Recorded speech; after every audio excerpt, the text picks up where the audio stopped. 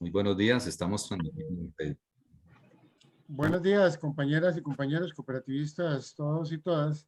Hoy, con la grata presencia de don Juan Muñoz, el objetivo de la charla de hoy es que los participantes puedan analizar las perspectivas económicas y conozcan en detalle alcances, implicaciones, cambios y la forma aplicativa y los compromisos por la entrada en vigor de nueva normativa de su jefe. La charla del día de hoy, perspectivas económicas. Conferencista Juan Muñoz. Hoy estamos un viernes 8 de julio y para nosotros es un placer contar con don Juan Muñoz porque es un amplio colaborador de FECOPSE, pero también un conocedor en la materia. Estamos ante serias amenazas del sector cooperativo por el tema de los medios de pago. Seguimos con problemas en cuanto a que hay fallos judiciales que permiten la deducción de planilla, en cuanto a que se reconoció que no es ningún algo ni irregular, ni algo ni de pensión, ni algo de algún tipo de retención indebida. Simplemente es un medio de pago el que rebajen de salario una deducción de ahorros o una deducción crediticia. Al estar en este dilema, pues tendremos como federación que entrar en otros niveles, otros detalles, hasta estamos visualizando un contencioso administrativo contra las autoridades del Ministerio de Hacienda, pero ahí vamos porque tenemos que defendernos unos con otros para la mejor recaudación de las cuotas adeudadas, sobre todo de las carteras de crédito. Estas perspectivas económicas se juntan a una realidad que es que la, la sociedad es muy vibrante y esto cambia todos los días y más aún con la experiencia de don Juan, que nos va a aclarar mucho de la temática. Así que buenos días y muchas gracias. Don Juan, el auditorio es suyo. O don Dilson, Muchas si va a saludar. gracias. Muchas gracias, mi querido amigo Carlos, y muy buenos días a todos ustedes, especialmente en una mañana resplandeciente. No sé allá en San Carlos si seguirán los diluvios, pero aquí está bonita la mañana. ¿Ah? Aquí está muy bonito también, don Juan. San Carlos está muy qué bien, qué bien. Antes de iniciar con esta sombría presentación, ya la estoy calificando, una felicitación a todos los aficionados del Cartaginés. De verdad, yo como sapricista me alegro bastante que ya por fin Cartago disfrutara de un triunfo como estos, y especialmente frente a un equipo fuerte, grande, como la Liga. Que la pasen muy bien, que lo disfruten y que ojalá repitan otra vez los campeonatos, si no, cada 80 años, como los ciclos económicos de las grandes depresiones, que son de 80 años más o menos. Pero sí, de verdad me alegro bastante por ellos. Señores,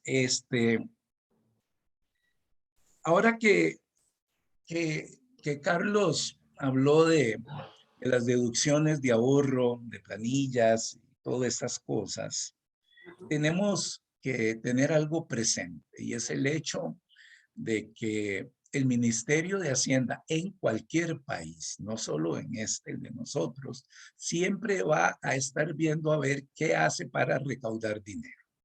Y se puede sostener de tal vez alguna interpretación incorrecta de las leyes tributarias, puede estar planteando la posibilidad de incorporar ingresos o recursos que no necesariamente están sujetos a tributos. Todo siempre ha sido una batalla, llamémoslo así, no de los evasores, de nosotros, ciudadanos comunes y corrientes, que tenemos que apechugar, digámoslo de esa forma, con la voracidad de los ministerios de Hacienda, y el de nosotros no es la excepción. Lamentablemente es un ministerio que lo que busca es ponerle un impuesto a lo que se mueve.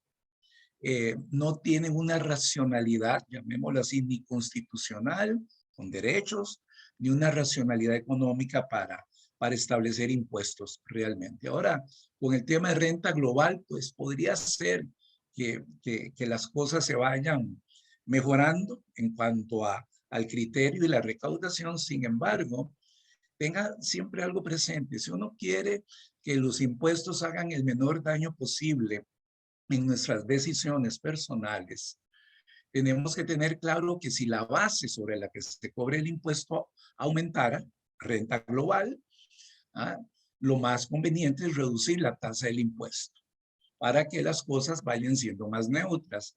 Sin embargo, con el caso del IVA, por ejemplo, se dejó la misma tasa, 13%, e incluso hubo intentos de llevarla a 15%, como lo pidió la ministra de Hacienda, doña Rocío, en su momento.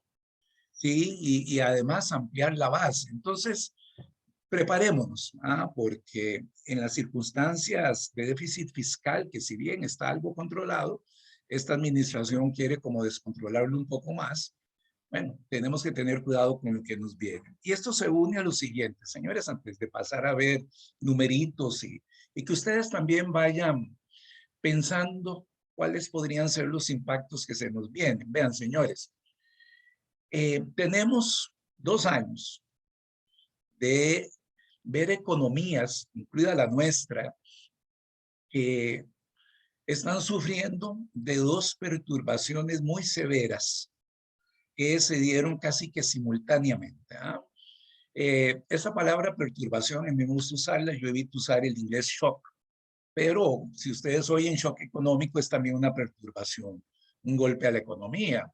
Recordemos que precisamente en mayo de hace 2 años ya tuvimos que comenzar a cerrar negocios, cerrar oficinas, cerrar instituciones y comenzar a trabajar desde la casa.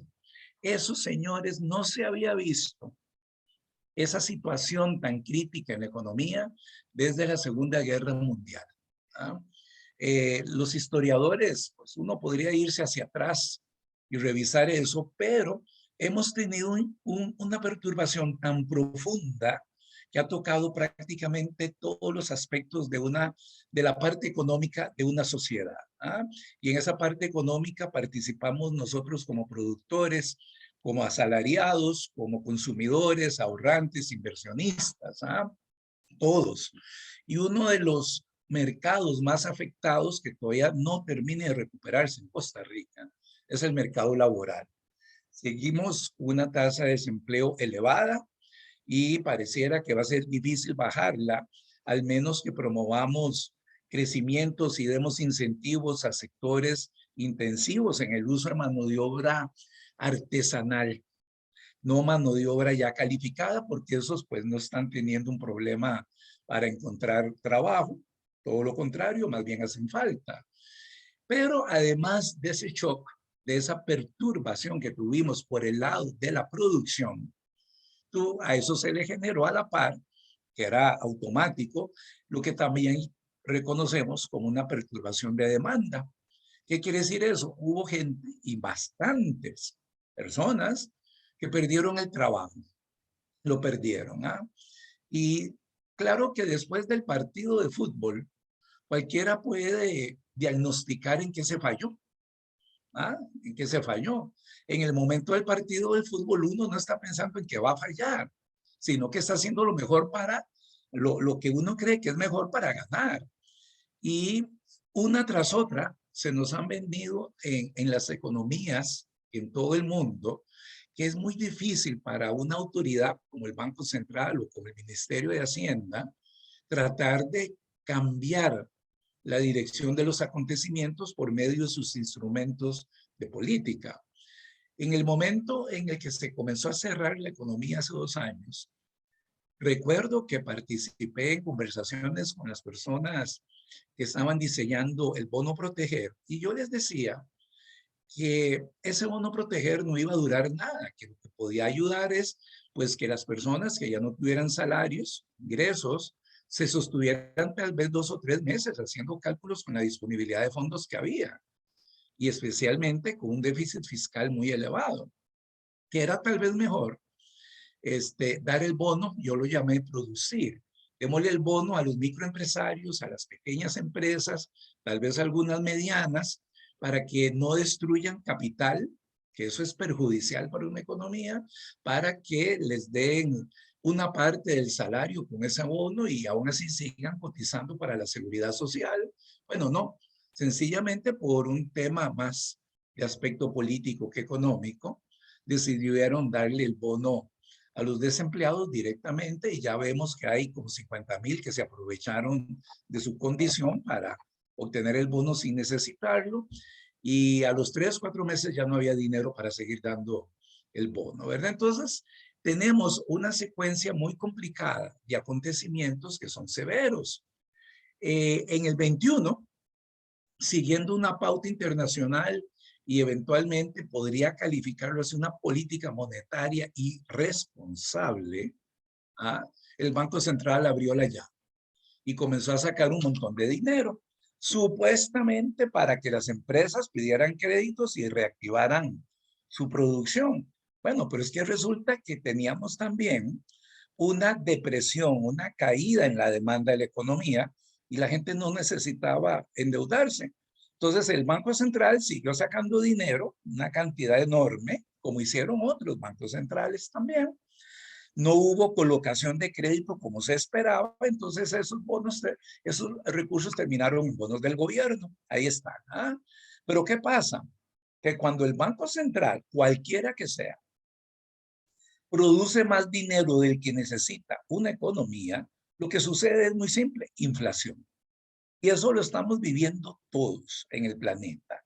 Entonces, ahora viene una tarea complicadísima, porque la inflación es lo peor que le puede pasar a una sociedad. ¿Cómo podemos alentar la economía? Porque ya está disminuyendo la tasa después de la perturbación de producción. ¿Cómo podemos alentarla, motivarla para que crezca, genere empleo? Si por otro lado el Banco Central ha tenido que instrumentalizar todas sus herramientas de política monetaria para retirar el dinero que emitió hace un año, año y medio. Y retirar ese dinero significa subir tasas de interés. Las alzas de tasas de interés tienen repercusiones severas en la economía, posponen proyectos de producción, proyectos de inversión, generan morosidad. En fin, ¿qué nos espera? Y ahora la tasa de política monetaria, ya la vamos a ver, esa tasa de referencia que nos dice que el Banco Central quiere retirar dinero a la economía, que está urgido en retirarlo, pues está elevada, está en 5,5. Ya la vamos a ver. Entonces aquí tenemos, señores, una mezcla tan severa de cosas que para cualquier autoridad monetaria o fiscal va a ser complicadísimo. Les traigo el reporte más reciente que publica la revista británica The Economist, que tiene la unidad de inteligencia económica más refinada. Ni siquiera el Fondo Monetario la tiene. Es más, los economistas que elaboran The Economist pegan mejor sus predicciones y proyecciones que el mismo Fondo Monetario. ¿Ah? Y no las están cambiando de la noche a la mañana. Son muy precisos. ¿Qué podemos ver aquí para que ustedes se vean cómo está el panorama mundial?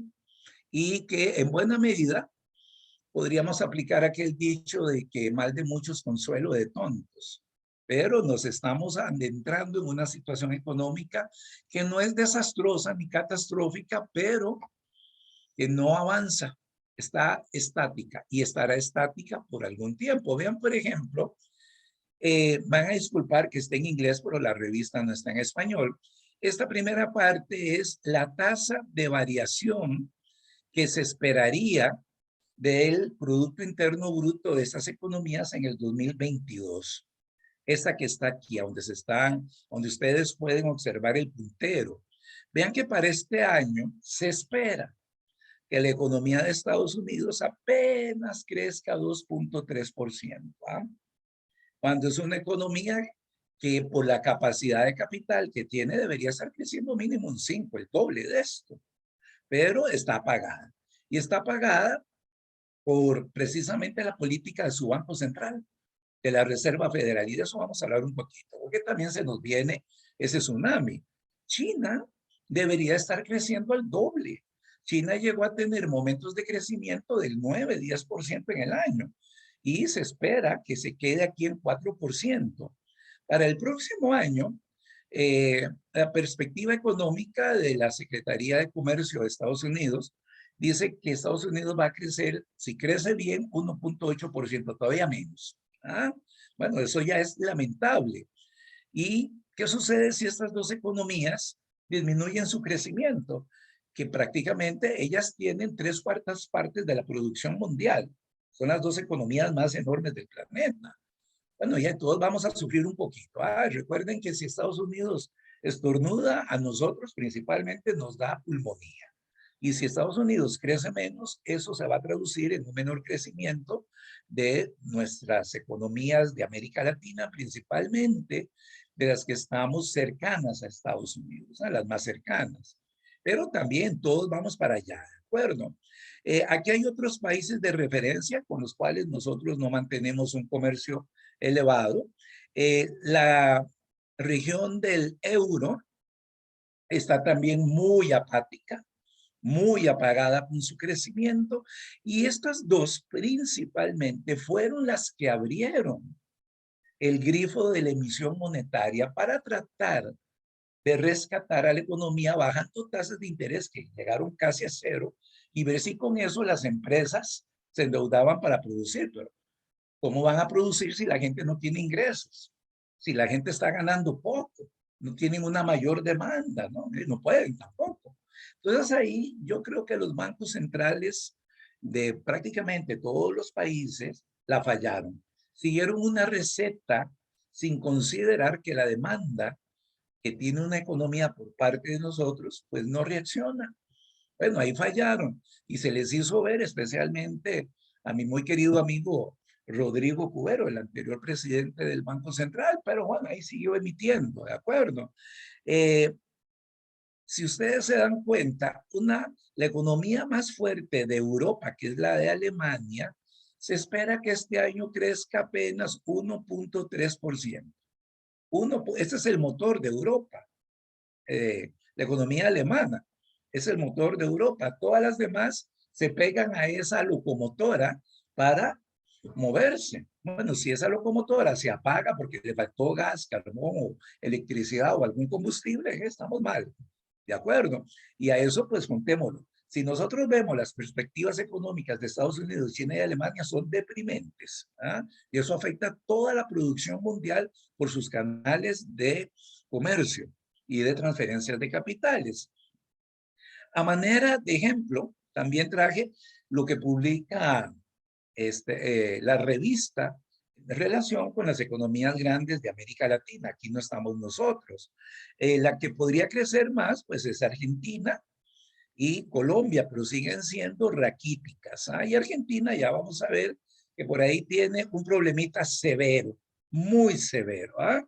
Es de los países del mundo con la mayor tasa de inflación, uno de los países, ¿verdad? Y eso pues pasa factura. Lo que pasa es que nuestro comercio con América del Sur, y aquí quitamos a México, es pequeñito. América del Sur solo comercia dentro de ellos y poco. Nosotros pues comerciamos algo con Chile y bastante con México, pero vean las tasas de crecimiento proyectadas y estas para el año entrante van a seguir ahí. No va a haber cambios. Entonces, si la producción mundial, liderada por las tres economías más fuertes y grandes, China, Estados Unidos y Alemania, entran en una fase de crecimiento bajo, ahí vamos todos. Ahí vamos todos. Y ya vamos a hablar un poco de nuestro país, solo les estoy dando el contexto.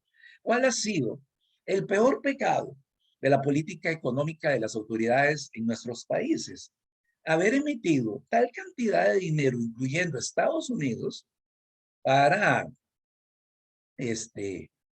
financiar supuestamente la colocación de crédito y reactivar con eso la producción del país. Pues no lo logró. Vean que Estados Unidos proyecta apenas un 2% de crecimiento este año, pero proyectada la inflación es casi 8%. Este 8% de Estados Unidos, ¿ah?, no se ve desde la época del presidente Jimmy Carter, en los años 70 e inicios de los 80. No se veía.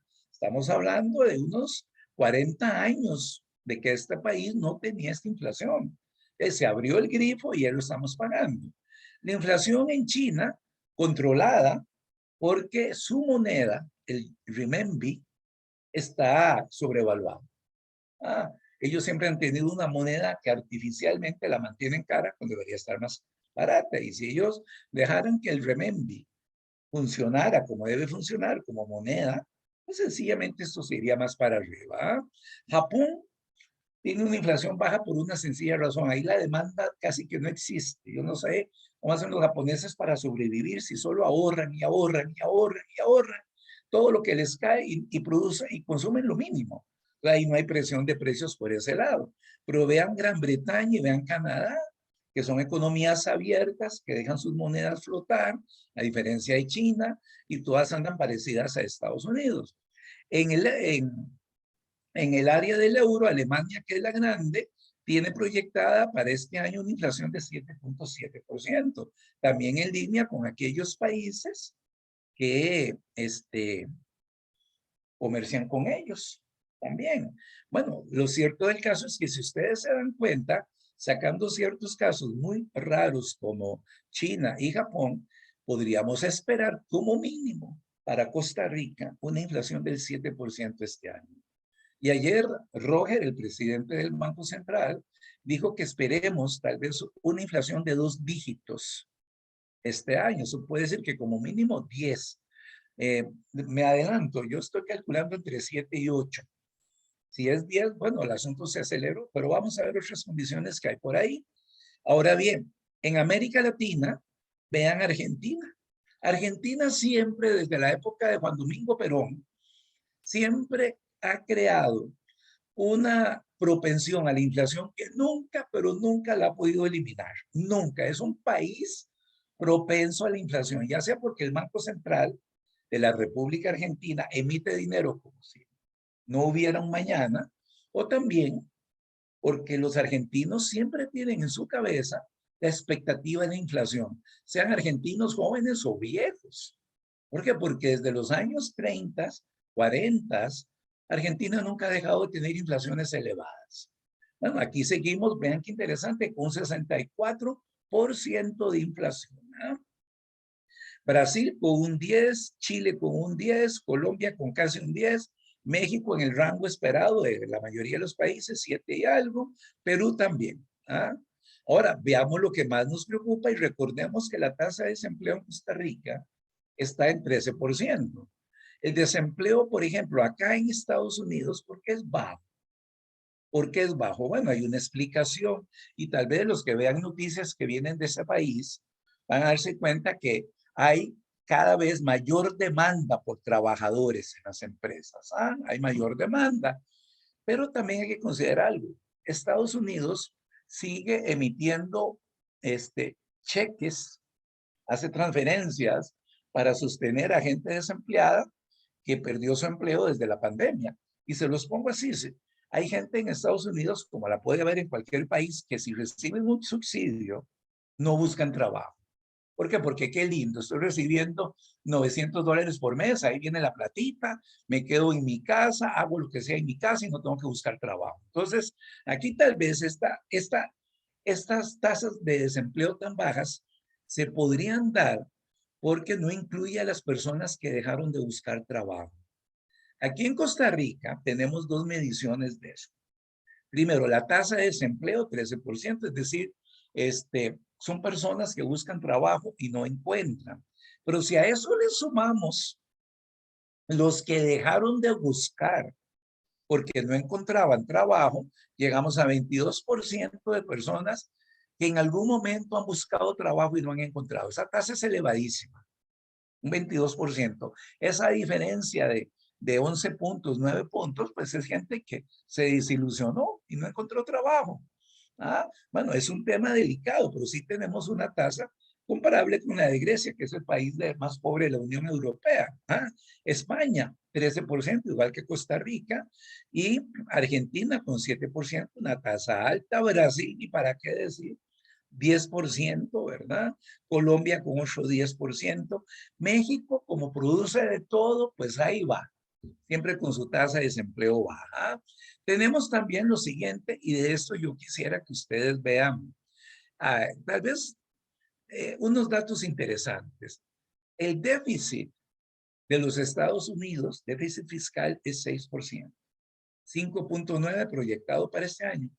El de nosotros es un poquito más bajo, pero Estados Unidos está cayendo aquí en un problema. China puede estar sosteniendo su economía con un déficit alto. Y lo bonito del caso es que ninguna institución internacional, ningún organismo llama a cuentas a estos países para corregir el déficit y a nosotros hasta decir basta. Pero dense cuenta que en el mundo desarrollado todos los países tienen déficit. Nuestros amigos latinoamericanos todos tienen déficit. Vea el de Brasil, casi 7%. ¿Ah? El más bajo, el de Perú. Vamos a ver qué va a pasar con una política fiscal tan desconocida por parte del presidente de Perú, que nunca no ha podido gobernar porque siempre lo andan enjuiciando, ¿verdad? Tenemos también que todas las tasas de interés, todas, a excepción en China, es un país raro, todas han aumentado. Todas. Esto que ustedes ven aquí son puntos básicos. ¿Qué quiere decir esto? Que si tenía una tasa de interés en 3%, ahora en Estados Unidos es 3.156. Si teníamos una tasa de interés de también, digamos, 3% en Canadá, ahora es 3.187. Estos son casos patéticos. ¿Ah? Vean Brasil. Brasil ha tenido que aumentar mucho la tasa de interés y ni para qué decir Colombia. ¿Ah? Y todos ellos en procura de disminuir la tasa de interés. Si vemos los tipos de cambio, ¿cómo se han comportado? Todos a la baja. La zona del euro ha visto su moneda depreciada un 13.3% frente al dólar. Ese es un golpe enorme en una moneda que se considera fuerte. ¿Ah? Vean el peso argentino, como era de esperar, siempre propenso a la depreciación, 24% ha perdido en un año. Nosotros andamos por ahí también. En Chile el peso también ha caído en 23% en un año. Entonces, ¿qué les quiero mostrar a ustedes con esto? Que estamos prácticamente en las mismas condiciones en todo el planeta. Y uno podría decir a manera de, como lo dijo el concepto que dijo el administrador deportivo de la liga, el señor Lleida, 10 quedaron por debajo de nosotros. Bueno, aquí podríamos decir que más de muchos consuelos tontos, ¿ah? Pero eso hay que arreglarlo y se necesita eventualmente algún tipo de medida internacional, un acuerdo, alguna coordinación para ver cómo hacemos armonizar políticas que sean sanas para todos. Difícilmente lo vamos a lograr. ¿Qué es lo que nos puede impactar directamente de todo esto? Este cuadrito que sale de las publicaciones de la Reserva Federal, que es el Banco Central de Estados Unidos, nos muestran cómo se ha comportado la tasa de política de la Reserva Federal, del Banco Central de Estados Unidos, a lo largo de varios años. Ustedes pueden ver ahí un historial que comienza desde los años 70 hasta los más recientes. En la época de Jimmy Carter, cuando le entregó la presidencia a Ronald Reagan, la inflación en Estados Unidos era 13-14%, muy elevada. Y aquí comenzó a funcionar en los años 70 y 80 un nuevo esquema de política monetaria que fue adoptado por el presidente nuevo que se nombró en el año 79. Se me escapa el nombre de ese señor, pero es reconocido internacionalmente con muy buen criterio, porque en cuestión de meses lo que hizo fue reducir la inflación y eso permitió entonces que fuera reduciendo la tasa de interés. Sin embargo, y aquí viene un problema severo que también lo repetimos acá y en muchas economías. Cuando los bancos centrales llevan a tasas de interés muy bajas, los inversionistas, los ahorrantes buscan otros instrumentos de rentabilidad que les asegure una mayor ganancia. ¿Por qué? Porque si la tasa de interés está tan cercana a cero, resulta que me van a pagar muy poquito por el depósito a plazo que hago en el banco. Entonces, si fuéramos estadounidenses y viviéramos allá, podríamos ir a la bolsa de valores y conseguir otros instrumentos con una rentabilidad mayor. Para los estadounidenses eso no es ningún problema. Para nosotros tal vez nos dé pánico que nos metan en un fondo de inversión o que nos compren unos bonos del exterior porque queremos seguridad. Entonces hubo épocas en que se redujo tanto la tasa de interés que comenzó a crear burbujas en aquellos instrumentos de alta rentabilidad. Y a mayor rentabilidad, mayor riesgo. Y nadie se fijó en esos riesgos. Y aquí precisamente hubo que ajustar las tasas porque se estaba acelerando la inflación y se generó la crisis del 2008. Los bancos centrales generalmente son responsables de las crisis económicas, generalmente. ¿Ah? Y claro, hay que reconocerlo y vean qué interesante. Desde el 2010 hasta pasado el 2015, la tasa de interés del Banco Central de Estados Unidos estuvo casi en cero, 0.25. ¿Qué generó eso? Aparición de nuevos instrumentos financieros muy complicados, las criptomonedas. Y claro, ver el rendimiento que tuvo el Bitcoin en algún momento, no decía, me hice millonario, pero fue porque el Banco Central llevó las tasas de interés a cero prácticamente, y eso hace que entonces la gente busque y demande otro tipo de instrumentos que le dé más dinero. Estados Unidos comenzó a ajustar las tasas hacia arriba, otra vez un tema de inflación, y resulta que se comienzan a desinflar las monedas, los instrumentos riesgosos las vuelve a bajar por la pandemia, y ahora resulta que está en 5 puntos, la ha aumentado bastante. El último aumento que no está aquí llevó esa tasa como a 4%. Quiere decir entonces que en Estados Unidos, por varios meses adelante, las tasas de interés van a subir. Y eso tiene implicaciones, y con eso vamos adentrándonos en Costa Rica, y tal vez para toda Centroamérica y el Caribe, muy importantes. Porque, y ya lo vamos a ver con detenimiento, si Estados Unidos aumenta su tasa de interés, eso puede provocar varios efectos, no solo en su economía, sino en todas las que dependemos de ella. Una de ellas es que es de esperar que las tasas locales en nuestros países aumenten también.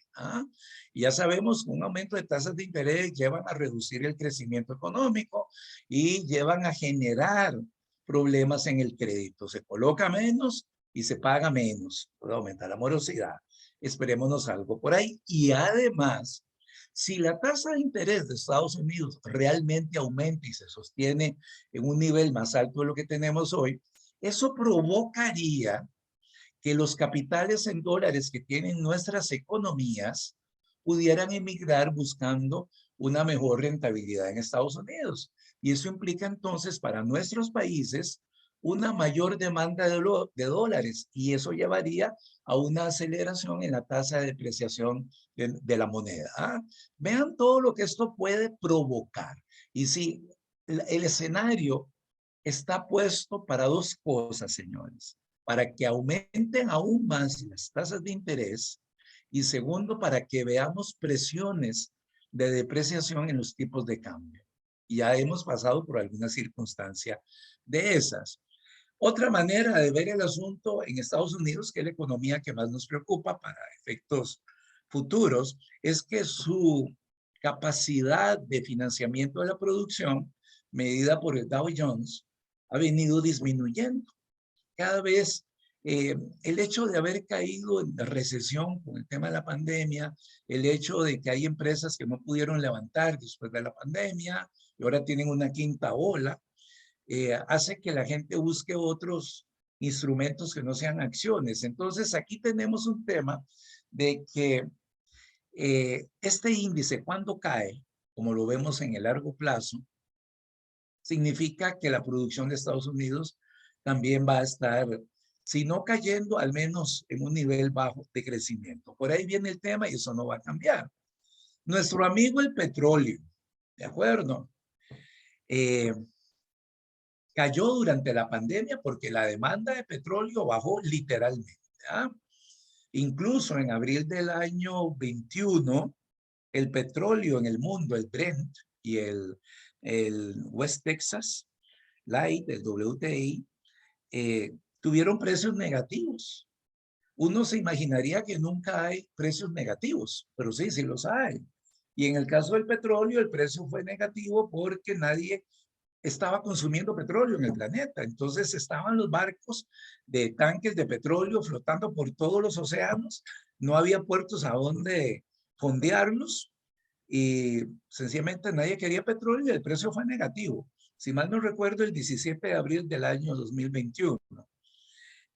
Ahora hubo una expansión enorme por dos motivos. Se reactivó un poco la economía mundial, se vino la guerra de Rusia en Ucrania, la OPEP decidió cerrar los grifos y ahí tuvimos en algún momento barriles de hasta $120. Ya la OPEP decidió producir un poco más, especialmente Arabia. Estados Unidos está disminuyendo su demanda porque la economía está bajita y además el presidente de Estados Unidos quiere ver si se puede extraer petróleo de sus costas y ahí tienen una discusión severa. Entonces, por expectativas, hoy en día el precio está por debajo de $100. Si el precio se mantiene ahí, probablemente eso va a ayudarnos a que el índice de precios de nosotros no aumente como se esperaba cuando el precio estaba en 120. De ahí mi pronóstico de que podamos llegar a una inflación este año entre 7 y 8% si el precio del petróleo se mantiene por debajo de 100. Ahora, si sube otra vez a 100 o un poquito más, ahí sí vamos a ver tal vez una inflación del 10 u 11%. ¿Ah? ¿Cómo estamos con nuestra economía?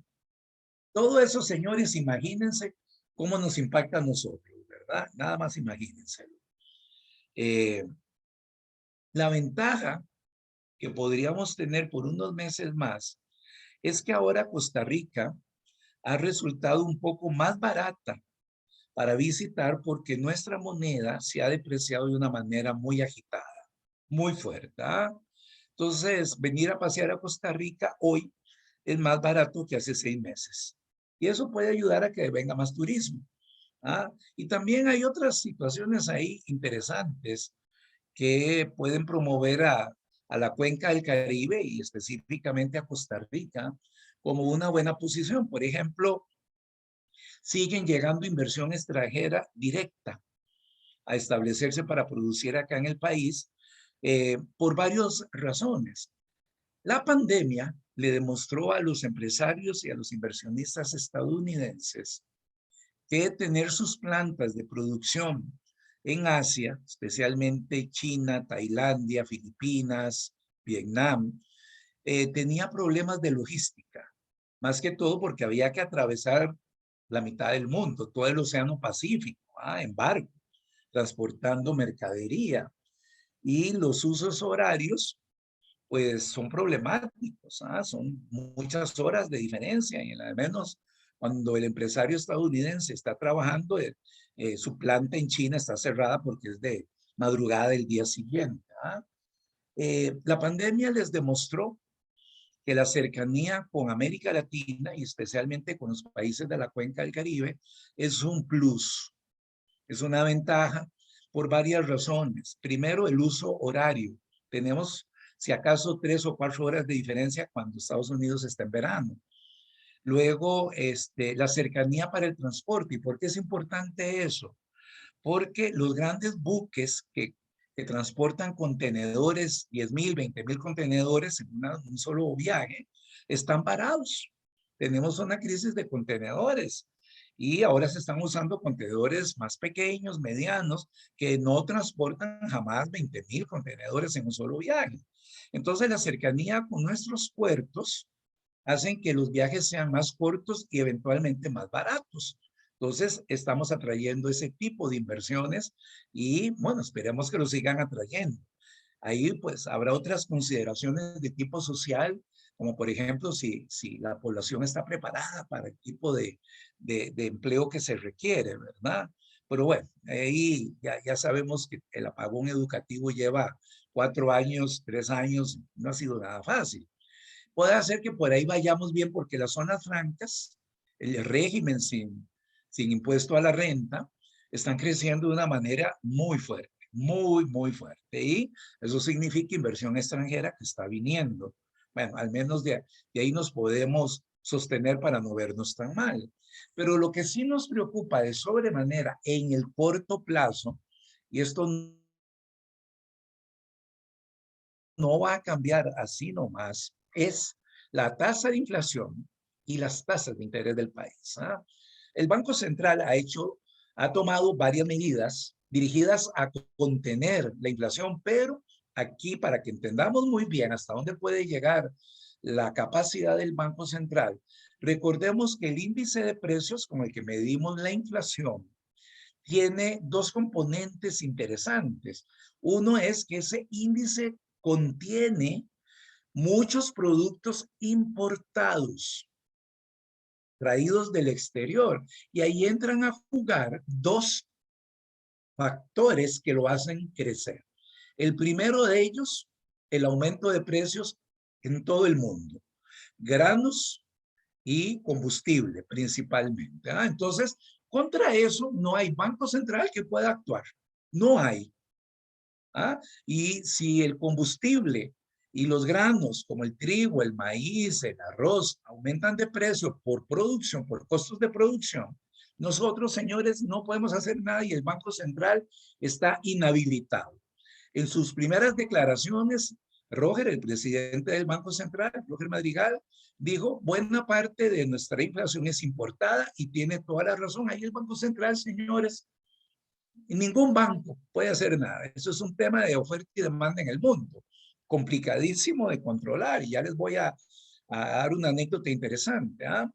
Y claro, si nosotros tenemos un componente del índice de precios que es importado, y si los precios de esos productos importados están aumentando en el mundo, pues nosotros nos van a aumentar. Y además, como son productos importados, pues se afectan por tipo de cambio.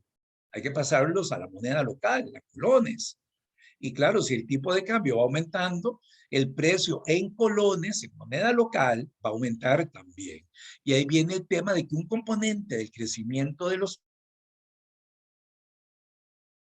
precios, sí, es importado. En eso estamos completamente de acuerdo. Y hay otro componente que sí es la presión monetaria sobre todos los precios que ha generado la creación de dinero del Banco Central durante el año 2021 y, bueno, desde finales del 2020. Ahí sí afecta a todos. Ahora, sobre ese margen es que el Banco Central puede actuar. Si sus medidas como el aumento de las reservas legales, que va a tomar 2 meses, si la mayor captación de bonos que se va a dejar el Banco Central, realmente tienen impacto, no nos va a quedar otra que ver aumentos de tasas de interés. ¿Qué es lo que nos ha pasado con respecto a este aumento? Y quiero que vean este gráfico, señores. Bueno, y antes de hablarles de esto, lamentablemente el presidente de Estados Unidos, no sé si será por su edad, que ya se ve medio decrépito, como que no hilvana bien las ideas, no sé, pero lo que hace con una la boca con la otra y peor. Estados Unidos, al igual que nosotros, está enfrentando el severo problema del combustible, del precio del combustible. Y los estadounidenses en sus encuestas le echan la culpa al presidente de que ahora tienen que pagar más de $5 por un galón de combustible, cosa que no se veía en 40 años también. Bueno, Estados Unidos podría aumentar su producción de petróleo tanto en tierra como en el mar, generar el fracking, que es una técnica de extracción muy complicada, pero ahí ya se gana la guerra de los ambientalistas. Entonces el pobre señor está como muy atado de manos. Y lo último que dijo esta semana, no recuerdo si el lunes o el martes, fue casi que arrodillado le pidió a los dueños de los centros de gasolina, de las gasolineras, que bajaran el precio del combustible, que ellos bajaran el precio, señores. El presidente se le olvidó que el precio ha aumentado porque la producción está más cara. ¿Cómo van a bajar el precio? En la menos quiebran. Pero casi que arrodillado les dijo, bajen el precio de la gasolina, vendan la más barata. No pueden. Poco. Son precios de mercado. Bueno, señores, a eso estamos llegando. Lamentablemente, el señor, pues, yo creo que nunca no va a ganar la reelección, pero no se va viendo bien el manejo económico de esa sociedad. Volviendo a Costa Rica, vean que en la línea azul tenemos la tasa de inflación, que comenzó a acelerarse más o menos desde mediados del año 2020 y se viene acelerando y aquí comienzan las emisiones del bono proteger, comienzan las compras de bonos del gobierno, etcétera, etcétera. Y hoy en día tenemos una inflación a julio mayor del 10%. Bueno, teníamos 10 años de no ver esta tasa de inflación. ¿De acuerdo? ¿Cuál es el problema? Además de que eso es un impuesto muy regresivo, muy perverso para los ingresos más bajos de la población. ¿Qué es el problema que hay aquí? Que las tasas de interés de nuestros depósitos no se han ajustado al ritmo de la inflación. La tasa básica, que es el promedio de todas las captaciones que nosotros tenemos, esta de aquí, la roja, esta, apenas comienza a responder. Y vean qué interesante, la tasa del Banco Central comienza a dar saltos a finales del 2021 y la básica se queda estática. Quiere decir que aquí el Banco Central de Costa Rica, aun cuando sigue aumentando de una manera fuerte hasta el 5,5% reciente, pareciera que los depósitos no siguen al mismo ritmo y no es sino hasta un año después, año y medio más o menos, o medio año después, que eventualmente la tasa de los depósitos comienza a aumentar. ¿Cuál es el mayor problema de esto? Aquí hay dos. Uno es que el mercado no sigue las señales del Banco Central en tasas de interés. ¿Por qué no se ajustan las tasas de los depósitos a lo que desea el Banco Central? Por una simple razón que es también culpa del Banco Central. Emitió tanto dinero para sacarnos de la pandemia, emitió tanto, ahí sigue circulando, que no necesitan captar más. Las instituciones financieras están repletas, ahogadas en liquidez. Entonces, ¿para qué van a captar más? Y si aumentan las tasas de interés, pues van a captar más y no lo necesitan. Entonces, aquí tenemos ese tema como de un círculo vicioso. Las tasas de interés van para arriba, el Banco Central aumentó la tasa de una manera increíble en el último ajuste, 1.50, y los depósitos nada, ahí siguen, tranquilitos. Bueno, ahí tenemos el tema de que hay mucho dinero en circulación. Ojo, eso no es que tengamos más ingreso, eso es inflación. Por eso es que está aquí este nivel. Y pónganse a pensar ustedes, nada más, que tienen por decir algo, 1,000 colones para ahorrar hoy, 1,000, con una tasa de interés pasiva, básica, que puede estar en 4%, 4,10, digamos 4%. Ustedes dicen, bueno, si yo meto el depósito a un año plazo, 1,000 colones, en un año me van a dar 40 colones de intereses. Y resulta que la inflación es del 10 y puede quedarse ahí durante un año. Quiere decir que por inflación estoy perdiendo 100 colones y me están dando 40. Tengo entonces una pérdida. Y claro, mientras las tasas de interés que pagan los bancos, las empresas financieras, las cooperativas y con lo que capta el gobierno central no supere la tasa de inflación, estamos mal. La gente no va a tener ahorro. Ahora, imagínense que para que las tasas de los depósitos superen a la tasa de inflación, como mínimo las empresas financieras deberían estar pagando la tasa de inflación, 10%. Ustedes llevarían en sus cooperativas las tasas de depósitos a plazo a 10% para que el ahorrante, para que el asociado, el afiliado, no tenga pérdidas con su ahorro. Pónganse a pensarlo. Porque si suben la tasa de los depósitos a plazo a mínimo un 10% para mantenerla con la inflación, ¿a cuánto tienen que subir la tasa de los créditos para no tener pérdidas? Y ganarse al menos un poquito de utilidades o excedentes. Probablemente a 11, 12 y cuidado si no más por ciento. Esos pueden ser golpes muy severos en las finanzas de los asociados y por rebote en las finanzas de la cooperativa. Estamos en un meollo. No se vislumbra que los depósitos vayan a ajustar la tasa de inflación al ritmo del Banco Central y está muy alejada la posibilidad de que lleguen a a alcanzar la inflación. ¿Ah? Quiere decir entonces, y esto trae consecuencias severas, esto quiere decir entonces que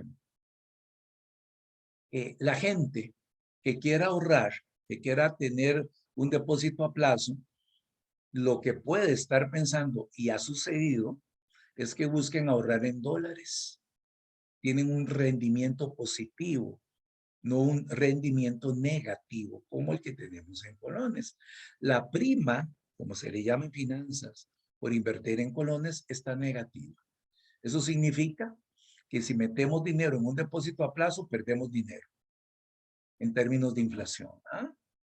En cambio, y vean qué interesante, las tasas de interés de los créditos, conociendo las tasas que manejan algunas cooperativas, pues algunas podrán estar un poquito por encima de la tasa de inflación, pero no mucho. Y hay algunas que tienen tasas de interés por debajo del 10%. Ahí la empresa, la cooperativa, está perdiendo dinero porque con una tasa de inflación del 10 y una tasa de interés del 8 en el crédito, estoy perdiendo. Tengo una prima negativa también. Y aún así, con tasas de interés que las llamamos reales, veámosla aquí, negativas, no se acelera la demanda de crédito, sigue apagada. Quiere decir entonces que tenemos elementos dentro de la mente de las personas que le están diciendo que esto pues incluso no va a mejorar o incluso que puede empeorar. Son las expectativas. Y las expectativas que nosotros formamos son un poquito complicadas, ¿ah? Porque no tenemos toda la información. ¿Ah? Tal vez, y ojo, porque hay gente que hace números equivocados, lamentablemente. Miren, sí, Costa Rica logró clasificar al mundial y eso va a acelerar la actividad económica. Bueno, lo que se podría acelerar, y lo veo un poco difícil, es las excursiones a Qatar. Lo difícil que es entrar a ese país. Hay que esperar varios días en España para que le den a uno la visa. ¿Ah? Con lo caro que está ahora comprar dólares acá. ¿Qué más? Podríamos pensar ahí. Bueno, varias cosas, ¿no? Eso no, eso se activa el comercio es por pocos días, mientras se juega el campeonato mundial y ojalá que Costa Rica pueda avanzar. En el momento que Costa Rica no avance, se acabó el impacto. ¿Ah? ¿Qué más podríamos pensar? Que se puede activar la venta de televisores financiados. Y allá por febrero o marzo ya los regresan, no los pueden seguir pagando.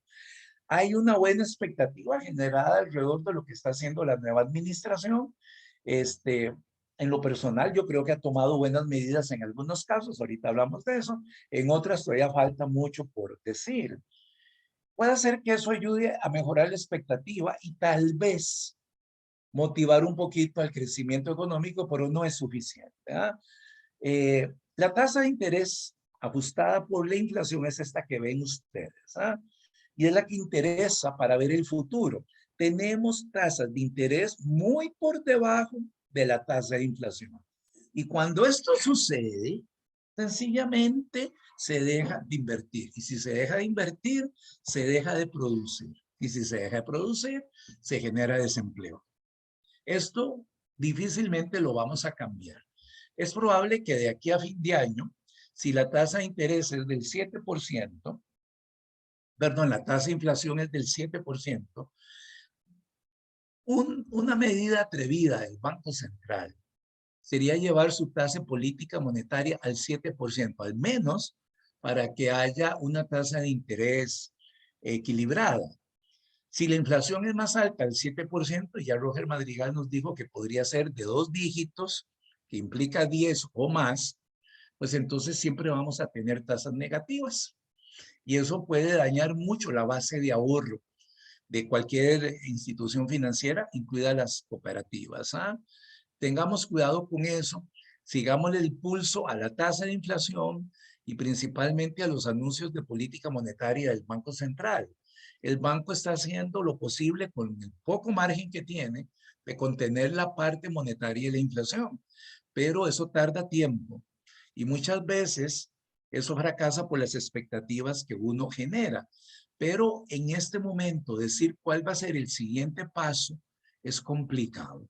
Aumentó los encajes de 13 a 15, está aumentando la tasa política, está absorbiendo dinero por colocación de bonos. Tarde o temprano las tasas de los depósitos van para arriba. Entonces, mi sugerencia es que con las unidades de finanzas y de riesgos de sus cooperativas comiencen a hacer números de qué pasaría con el crédito, con el valor de mercado del patrimonio, riesgo de tasas, con la liquidez, si las tasas de interés van dando saltos cada vez más altos. ¿Ah? Y si ahora la tasa aumentó en 1.5, bueno, ¿qué pasaría si aumenta en 2 o 3 o en 4 o incluso en 5 para topar a la inflación? Que hagan esos ejercicios para ver cómo se va a deteriorar la calidad del crédito, cuánto menos podrían estar colocando de crédito, cuánto estaría aumentando la morosidad, cómo se estaría moviendo la captación de fondos y las implicaciones que eso tiene en la liquidez. ¿Ah? Les recomiendo que comiencen a elaborar escenarios feos de aumentos de tasas de interés, pero no de medio punto ni de un punto, 2 puntos, 3 puntos, a ver qué puede pasar de aquí en los meses venideros, especialmente en la calidad de la cartera de crédito. Y para eso, pues se necesitan sus calculitos, ¿verdad?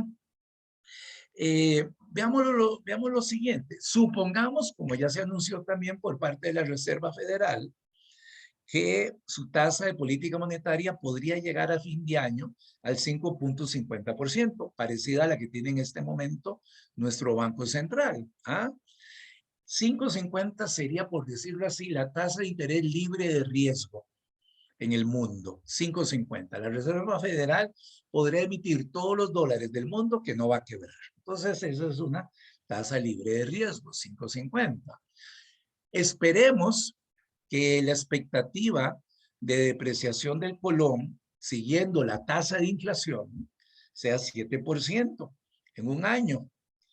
Con solo eso, nuestra tasa de interés proyectada a un año sería de 12.50, la expectativa de evaluación, más la expectativa de depreciación, perdón, de la Reserva Federal. Nuestra tasa básica debería estar entonces en 12.50 de aquí a un futuro cercano, en vez de estar en este momento en 4.10. Imagínense lo que tendríamos que hacer para subir estas tasas. Y muchos de ustedes tal vez podrán recordar, y algunos de ustedes nunca lo habrán vivido, qué pasó con las tasas de interés del mundo cuando el presidente de la Reserva Federal, Volcker, ya lo recuerdo, en el año 79 llegó al Banco Central de Estados Unidos y la tasa LIBOR pegó un salto, la tasa Prime Rate también pegó un salto, pero enormes. Y con eso comenzaron a controlar la inflación. Bueno, ahí hay toda una teoría monetaria interesantísima. Entonces, con esto lo que les quiero decir, señores, es que preparémonos en los meses venideros para soportar impulsos de aumento de las tasas de interés. Tenemos que ir adecuando los análisis financieros a un escenario en los que las tasas van a tener presión de aumento. Que mire, yo no puedo prestar a más del 8% porque pobrecito el asociado nos debemos a ellos. Bueno, la pérdida de valor por la inflación la va a tener el patrimonio de la cooperativa y afecta a todos los asociados. Esas cosas tienen que ponerlas en el balance, señores. Por beneficiar al asociado se está perdiendo capital y eso a nadie le gusta. Es lo peor que le puede pasar a una empresa. Entonces hay presión para llegar a tasas mayores, ¿de acuerdo? No se le ve una salida fácil, soy sincero. Lo más que les puedo decir con los elementos de opinión que tengo es que si las tasas tienen que subir todavía más. Y eso nos ayudaría a controlar la inflación y en alguna medida controlar el ritmo de depreciación del colón. Ahora, ¿qué implicaciones puede tener eso en la economía? En la economía real, que es la que genera producción, genera empleo, genera salarios. Bueno, primero que todo, después de un shock como los que tuvimos con la pandemia, Los crecimientos que pudimos llegar a ver de hasta el 10% en el Producto Interno Bruto, pues son respuestas que llamamos de rebote. En todos los países se puede observar una respuesta de rebote, en donde las economías llegan a crecer desmesuradamente y uno dice, bueno, qué recuperación más grande. No, así no es la cosa, ¿ah? Es mientras la economía vuelve a ajustarse a la tasa natural de crecimiento, que en el caso de Costa Rica siempre es estimado en 4%, hemos tenido periodos menores, incluso de recesión, pero siempre regresa al 4%. Hemos tenido periodos de expansión muy rápida, especialmente con ingresos de inversión extranjera, y hemos crecido incluso hasta el 9% en algún momento, pero siempre regresa al 4%. Los ciclos económicos siempre buscan lo natural, regresar a lo natural. El último informe de crecimiento de la producción nos dice que hasta abril de este año, la producción había crecido un 7.8% en comparación con abril del año pasado. Todavía no está la información de mayo ni de junio. El cálculo pues es muy complicado.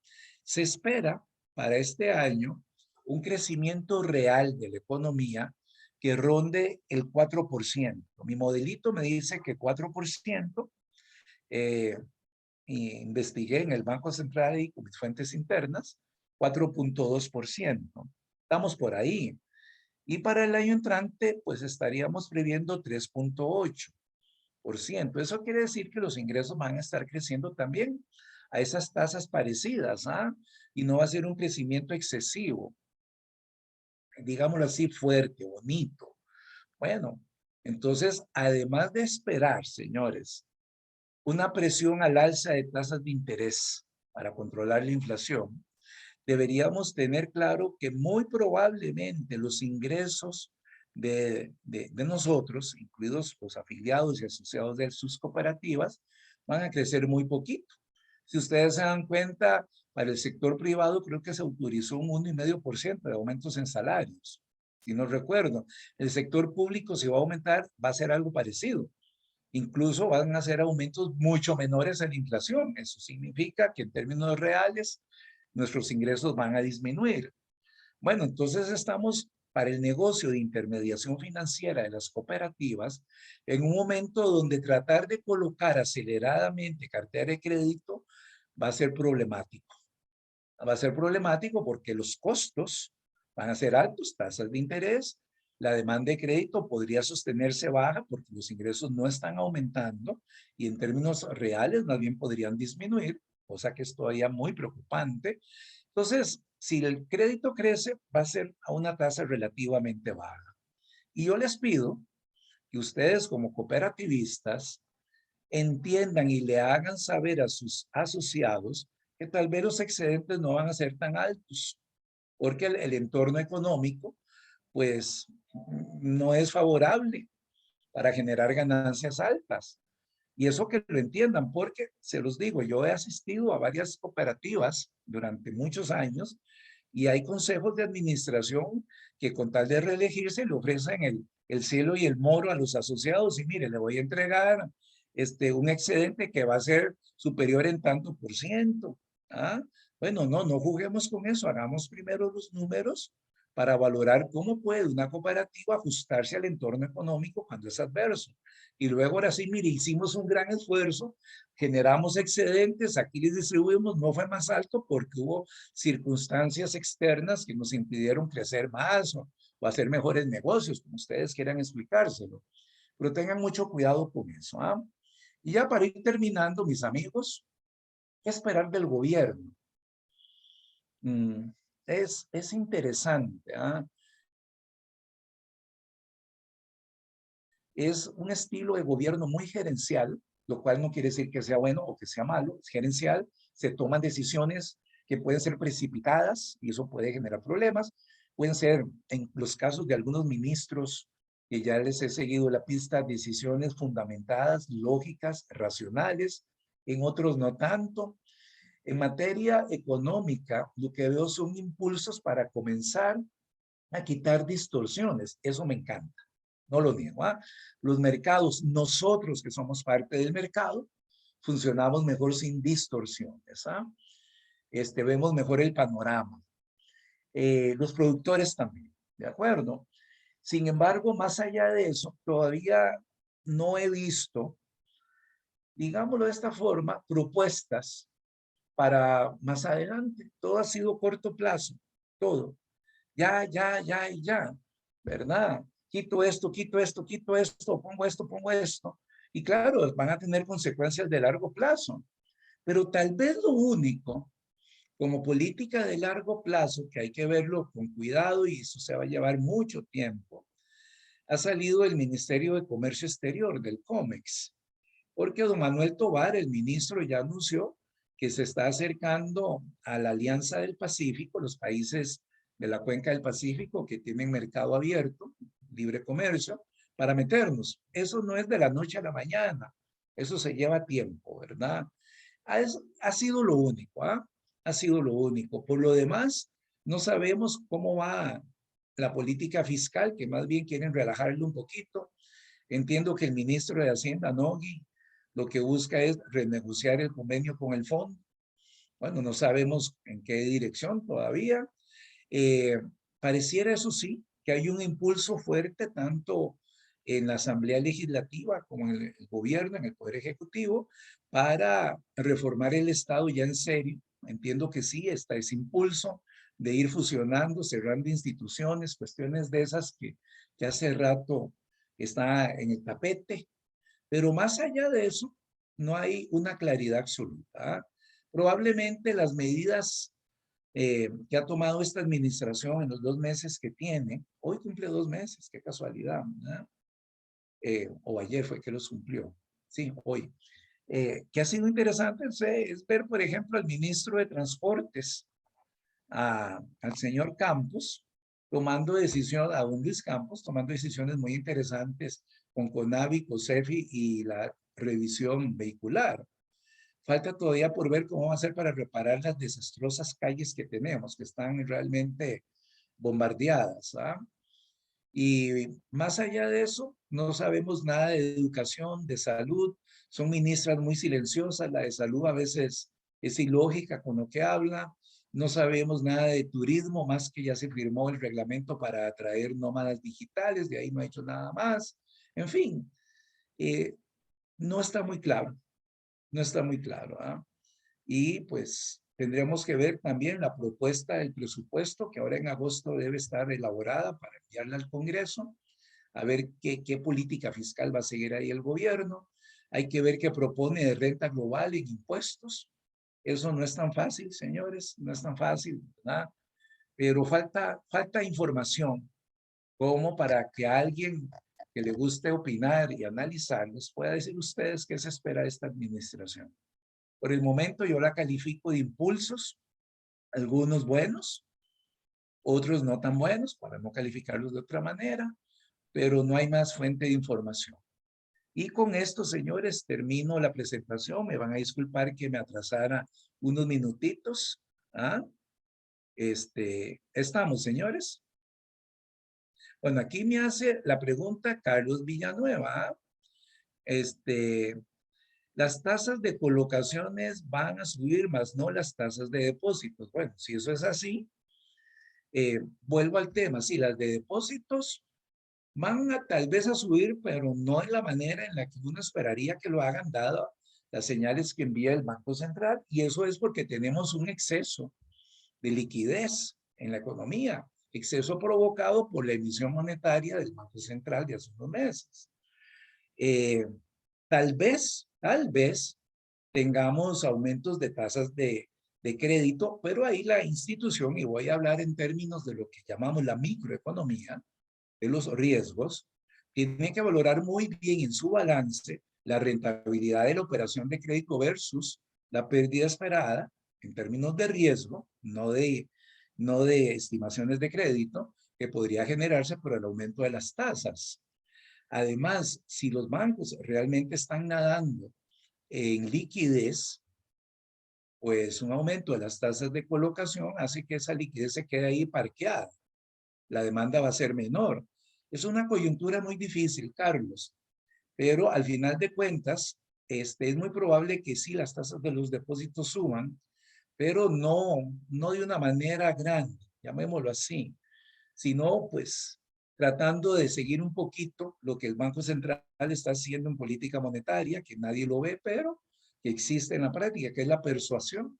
Es otro instrumento de política monetaria, la persuasión, como por ejemplo cuando el Banco Central habló con las operadoras de pensiones y les dijo, por favor, no demanden más dólares, me están estropeando el mercado. Bueno, eso es persuasión. Ay, se detuvieron un poquito, pero ahí sigue. ¿Ah? Habrá que ver, la verdad, es un panorama incierto y el que está llevando la batuta en la orientación del mercado monetario es el Banco Central. Vamos a ver si tiene la capacidad para influir en las tasas de depósitos. Pareciera que no ha sido muy eficiente en eso. Pero en la de menos algo puede suceder que nos cambie todo, ¿verdad? Vamos a ver qué me dice Nidia, mi amiga Nidia de San Carlos. ¿Cuál presidente de los últimos 16 años ha visto hacer tantos impulsos? Para mí, positivos en tan solo 2 meses. Creo que debemos ser más esperanzadores o seguro merezco una cajita blanca. No, estamos de acuerdo. Estamos de acuerdo, ¿verdad? La decisión de Riteve, pues hubo que tomarla y no fue culpa de Riteve, fue culpa del PAC, que desde el año 2014 se le dijo que ya tenía que ir elaborando el concurso para sacar la concesión de la revisión técnica y no hicieron absolutamente nada, pero nada. El PAC fue realmente la pesadilla de este país en materia económica. Tomó decisiones que para algunos son buenas, para otros son malas, depende del cristal ideológico y político que se maneje. Bueno, quitó la prohibición al aguacate. Habrá que esperar a ver si disminuye el precio del aguacate, a ver qué le va a pasar a aquellos bancos o cooperativas que han financiado producción de aguacate hasta decir basta. Ahí puede haber un problema de crédito severo. Ya anunció la reducción del arancel del arroz, que eso favorece mucho el presupuesto de los ingresos más bajos de la economía. Y por ahí ya salieron los importadores de arroz diciendo que tal vez ya en septiembre vamos a ver una rebaja de 300 colones en el kilo de arroz. Eso es una rebaja importante en el kilo. ¿Qué más ha hecho? Bueno, lo de las mascarillas, mejor que la dejara así, me pareció bien. El que quiere la use, el que no, pues no la use. Eso me pareció muy bien. Pero al final de cuentas, tal vez el único lunar que por dicha no pasó a más, pero sí tuvo un costo, fue cuando el presidente dijo que no había reservas en el Banco Central. Sí, sí las hay. De acuerdo. Ya al día siguiente de su designación como presidente salió Roger a decir, sí, sí tenemos las reservas, sí, sí las hay. Y eso le costó al país probablemente una sangría de unos 150 millones de dólares por las declaraciones del presidente. Es el único lunar. Con eso hay que tener un cuidado grandísimo de hablar de esas cosas porque produce mucho nerviosismo. Él no se midió en eso. Me parece que esos impulsos, y estoy de acuerdo, mi querida Nidia, han sido positivos. Al menos cambian la percepción que teníamos tan degradada de la presidencia. Y eso puede ser alentador. Definitivamente estoy de acuerdo. Y tal vez lo otro que es interesante de ver es que el pensamiento y la acción que hay ahora con los diputados, los nuevos, pues tampoco está muy alejada de la visión del presidente. Entonces ahí puede haber puntos de enlace, puntos de unión, puntos en común que ayuden no a producir más leyes, porque eso no funciona, es producir las mejores leyes. Habrá que esperar. Yo la verdad estoy, digámoslo así, optimista. Porque lo que nos hace falta es ver un poquito más la visión de largo plazo que todavía no se ha dado. Ese es, sí, aquí me dice Flor Isabel, mucho gusto. Ayer leí la publicación, La crisis de deuda estanflacionaria a la vista. La deuda no es la que está estanflacionaria. La estanflación es un término que surgió en los 70s, cuando tuvimos una convulsión financiera internacional enorme. Esa convulsión se originó porque el dólar de los Estados Unidos se devaluó, perdió valor frente al oro. Y eso hizo que todas las monedas se rompieran en 1000 pedazos y comenzara la flotación del tipo de cambio en todos los países y la flotación de las tasas de interés.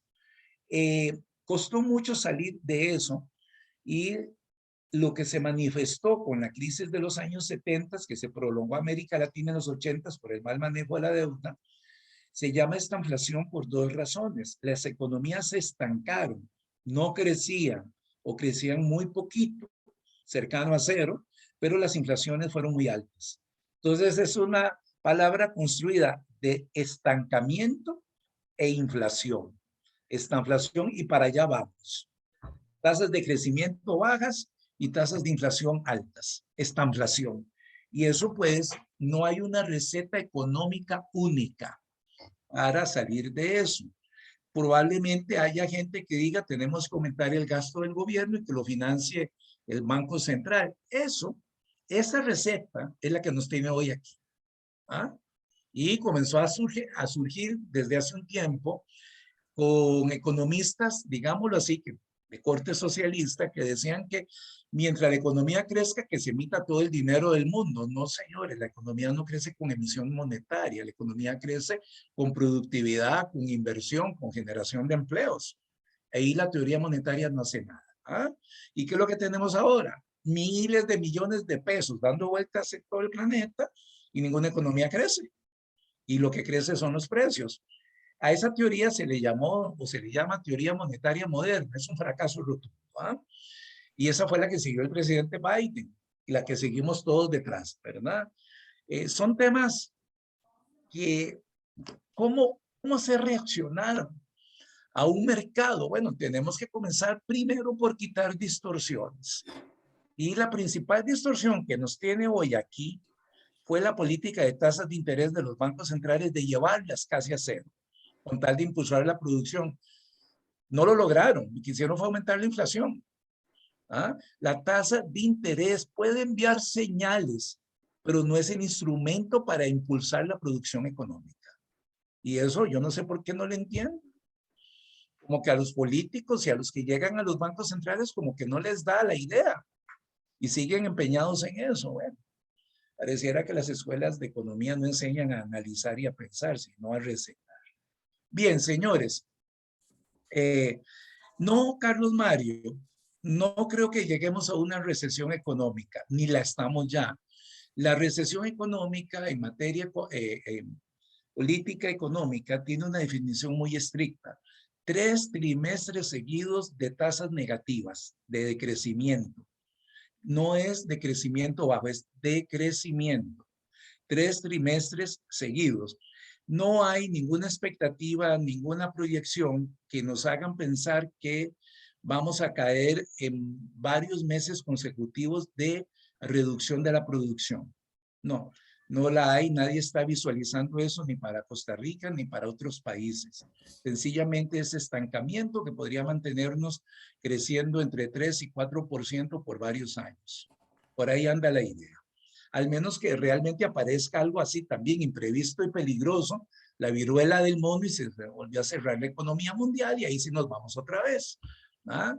Pero así como están las condiciones hoy, Carlos Mario, no hay un tema de recesión todavía a la vista. Muy bien. ¿Algo más, muchachos? Don Carlos, estoy a su disposición. Don Juan. O Dilson. Sí, muchas gracias. Bueno, ahí nos han realizado comentarios y algunas preguntas a través del chat. Creo que no hay preguntas directas ahí, que alguien quiera hacer alguna pregunta directa hacia usted. Yo por lo menos quisiera agregar algo a todo lo que has dicho, don Juan, y es lo siguiente. Al principio decías que si la población gana poco, ¿para qué producir? Si la población gana poco, ¿para qué producir? No, ¿Está eso bien? no fue. No, Dilson, eso no fue. Disculpa que te atraviese el Ah, caballo. Lo que bueno. dije fue, si a mí me dan un subsidio, como lo da el gobierno de Estados Unidos por mes, Sí, unos 900, ¿para qué voy a ir a buscar trabajo? claro, Esa estoy es de la idea. acuerdo. Pero, ok. Pero entonces, uno podría pensar que en este momento, por ejemplo, y también cuando yo lo analizo, si estamos produciendo mucho, pero la gente no tiene capacidad para comprar, pues de alguna manera por rebote hay una contracción ahí, ¿verdad?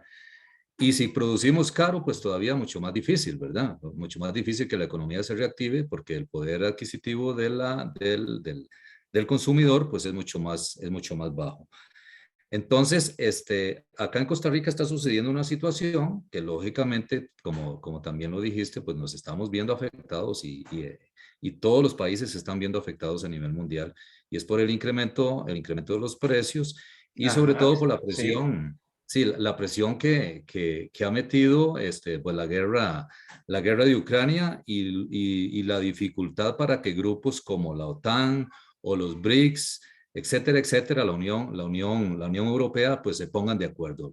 Creo que definitivamente las cosas como se están manejando a nivel mundial, definitivamente lo que ha originado, pues es definitivamente una crisis, ¿verdad? Y que nos está generando problemas. Definitivamente estamos en eso, Dilson, así es. Correcto. Y que yo no le veo, cuando uno lee noticias, lee noticias sobre los grupos, hoy está reunido el G20 y ahí Sí, están G20. poniéndose, están tratando de ponerse de acuerdo en muchas cosas y uno dice, olvidémonos que la solución va a ser pronta, ¿verdad? No, no es Entonces, pronta. podríamos, correcto, podríamos esperar entonces que este tema económico, pues va a estar mucho tiempo, o sea, tenemos que lidiar mucho tiempo con ello, ¿verdad? Ahorita en Costa Rica, pues también nos lo has expuesto, las tasas de interés, pues tienen una tendencia hacia la alza, ¿verdad? Así es. Entonces, yo sí quiero personalmente, y esto es un pensamiento totalmente y por el cual me responsabilizo, yo creo, y también lo mencionaste ahora al final, que el tema de la presión sobre los depósitos a plazo que nosotros estamos manejando en nuestras cooperativas para, como parte de nuestros fondos de intermediación financiera, yo creo que no nos podemos o no podemos tomar decisiones a la carrera en No, cuanto a los incrementos que eventualmente vayamos a hacer en las tasas de interés. En algún momento, y nos ha costado mucho, en algún momento las cooperativas lideramos porque manejamos tasas de intereses muy altas en los certificados de depósito a plazo. Y así esto es. definitivamente nos está afectando nuestro margen de intermediación. Entonces, yo llamo a la sensatez en el sentido de que quedémonos atrás, vayámonos ahí, como dicen, atrás, analizando qué es lo que está sucediendo y que, digamos, de la mano con las decisiones que vaya tomando, lógicamente, el Banco Central, la banca nacional, la banca privada, la banca pública, pues que nosotros vayamos, más bien en este momento, el tener tasas de interés abajo, pues de repente nos puede ayudar para que nuestro margen de intermediación no se vea tan afectado. Por otro lado, clarísimo lo tenemos que la tasa activa, si la incrementamos, pues definitivamente, sencillamente lo que va a pasar es que nos va a limitar más nuestra colocación crediticia. Entonces yo creo que por lo menos ahí tenemos un chance. A ver, mientras que gradualmente digamos, se va moviendo el margen de intermediación, se va moviendo las tasas de interés, pero por presión de los mayores participantes en la economía, que es la banca estatal y la banca privada, pues nosotros como cooperativas no nos veamos presionados a aumentar las tasas de nuestros depósitos a plazo. Yo creo que en el momento en que gradualmente se vaya dando esa situación, pues nosotros podemos ir evaluando la posibilidad de ir generando premios adicionales, ir aumentando, digamos, ahora sí, las tasas de interés para nuestros inversionistas, ¿verdad? Pero no puede ser alguna decisión que tomemos en este momento porque puede ser muy contraproducente, ¿verdad? Entonces, por lo menos quería aportar esto y ojalá que sea parte del análisis que tenemos que hacer cada uno de nosotros en nuestras cooperativas y que no nos vayamos a ir, como decimos muchas veces popularmente, de bruces, ¿verdad? Con una decisión, de repente, no bien pensada, ¿verdad? Ok, por ahí don Rodolfo Conitrillo tiene una pregunta, don Rodolfo. Adelante, por favor. Hola, don Juan, un gusto saludarle. Hola, Rodolfo, qué gusto. ¿Qué tal? Igual, don Juan. Sí, y saludos a todas y a todos. Un gusto estar aquí participando en tan importante sesión. Más bien es una acotación muy rápida. Don Esteban Valverde hizo una pregunta ahí, tal vez que no se abordó, principalmente preguntando que en qué momento se visualiza el tema de las tasas, del ajuste de las tasas. Vamos a ver, yo quiero hacer nada más dos acotaciones. A mí me parece que es aquí en donde ciertos modelos financieros nos pueden permitir hacer análisis bastante efectivos y hasta decirnos en qué momento es oportuno hacer un ajuste de tasas y en qué medida se hace el ajuste a nivel pasivo y activo. Y básicamente, me disculpa que estoy en ambiente libre por si se oye un poquito de bulla detrás. Lo que sí es cierto es que hemos venido haciendo un estudio a nivel técnico y nos hemos dado cuenta que en los últimos 3 meses la volatilidad de la tasa de interés, cuando hacemos el análisis de duraciones de cartera, ha venido aumentando. Y eso lo que nos ha dicho es que las tasas de interés, por ejemplo, en el caso de las cooperativas de ahorro y crédito, han venido, vamos a ver, simulando que por hoy llevamos un 0.53% de potencial ajuste. Ahora, eso depende mucho también de nuestra posición activa y pasiva. Y si uno dice, bueno, la posición pasiva es el 50% de la posición activa, pues entonces ¿en qué medida voy a tener que hacer ese ajuste trasladado a las tasas activas? Porque lo que dice don Juan con respecto a la posible pérdida que vayamos a tener desde el punto de vista inflacionario, que también lo dice don Esteban y menciona que la base inflacionaria, digamos, para el mes del último cierre, me imagino, don Esteban, del 10.06, pues ya nos dice hoy que si estamos colocando al 8%, pues estamos ahí teniendo una exposición.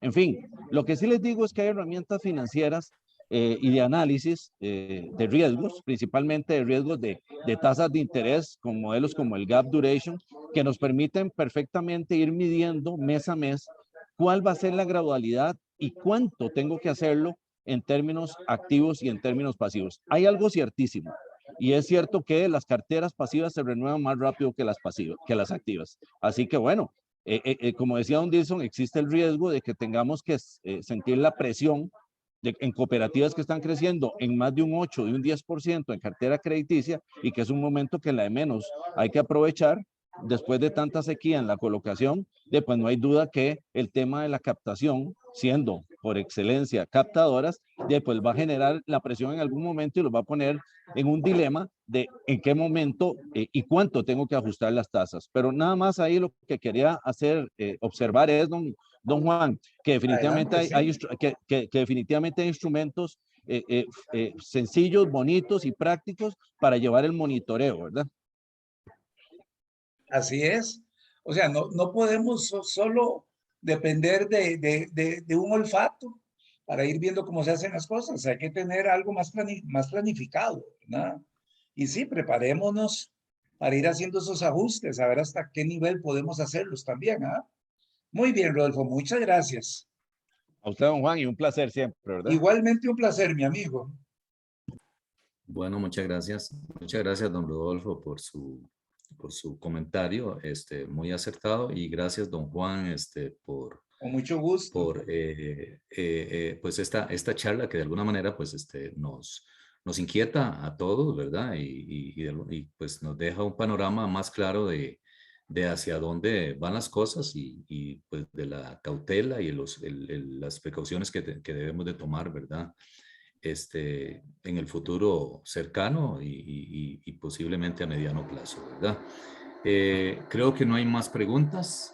No hay más preguntas por acá. Entonces, pues de mi parte, antes tal vez por aquí veo a don Carlos Montero, antes de darle la palabra a él, decirles que la próxima semana estaremos continuando con la segunda charla de este contenido temático, donde vamos a estar analizando las normativas que tienen los principales cambios y que muchos empiezan a regir a partir del 2023, pero que ya pues nos hemos venido preparando para esto, como son la 306, la 12, la 12, ¿cómo se llama? La 2422, perdón, la 210 y otras que tienen que ver con gobierno corporativo, como la 1221, la 1519, la 1616. Entonces, para esto vamos a contar con don Rodolfo Conitrillo, que justamente nos acompaña hoy en esta charla. Él nos va a estar exponiendo estas normativas a través de 2 sesiones. Vamos a estar viendo 3 normativas la próxima semana y las últimas 4 de hoy en 15 días. Entonces, para que, pues por favor ahí lo tengan presente y que nos puedan acompañar la próxima semana. Muy Muchas bien, gracias de muchas mi parte a gracias. todos. Muchas gracias. Muchas Un gracias, don gusto. Juan. Con Muy mucho amable, gusto. muchas gracias como siempre, ¿verdad? Don Carlos, adelante. por Gracias, favor. Dilson, muchas gracias. Gracias. Solo para agradecer, y siempre hemos tenido cautela, precaución en la toma de decisiones, y como siempre, el viejo estribillo, más que nunca el día de hoy es un día de cautela. Las decisiones de hoy nos pueden afectar en el cortísimo plazo y estamos ante la puerta de 10 días para saber si el Ministerio de Hacienda hace las deducciones o no, y esto cambia el escenario de todos los que utilizan los servicios del Ministerio de Hacienda en cuanto a la recaudación de crédito, recaudación de ahorros y de recaudación hasta de otro tipo de recursos, recuperación de tarjetas y demás. El escenario cambia y por lo tanto hay que tener mayor cautela en un escenario incierto en los próximos 10 días, y eso es para la toma de decisiones. Así que a todas y a todos tener mucha cautela, reiterando, y seguir adelante, porque el mundo no se acaba hoy. Hay que buscar nuevos modelos, buscar nuevos instrumentos, y eso nos permite, como seres pensantes, buscar hasta nuevos negocios en el corto plazo para una generación de nuevos ingresos. Así que para todas y a todos, muy buenos días, que estén muy bien. Muchas gracias. Nos vemos de hoy en 8. Muchas gracias. Gracias. Buenos días, gracias.